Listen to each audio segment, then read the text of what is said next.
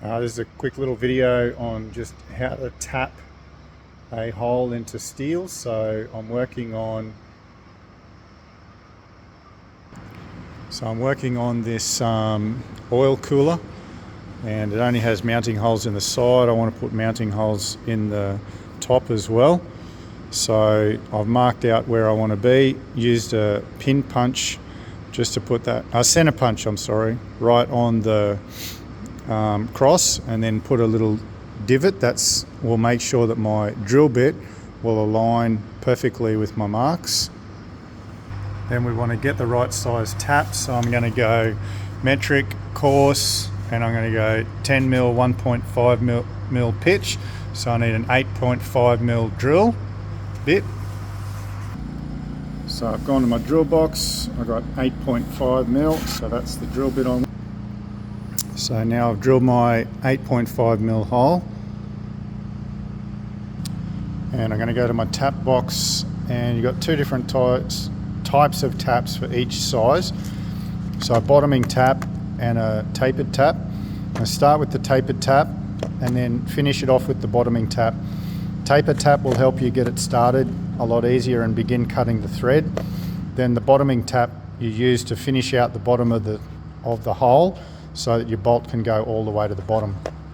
So I'm going to grab my tapering tap and handle.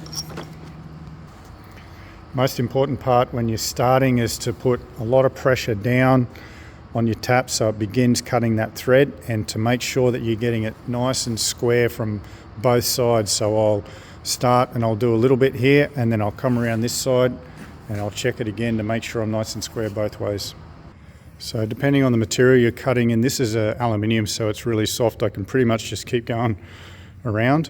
If I was cutting this in steel or a harder material, then I'd go around a little bit, and then you want to back the tap off to clear that thread, and then you go forward, feel it cut maybe half a turn, and then back it out again.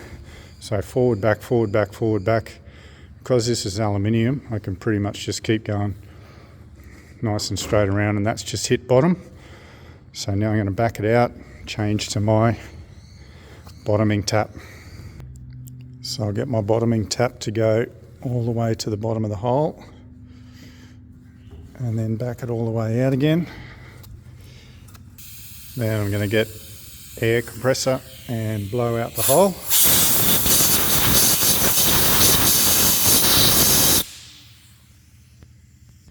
And I'm going to go to my bolt box and get 10 mil bolt to test, and we'll put it in.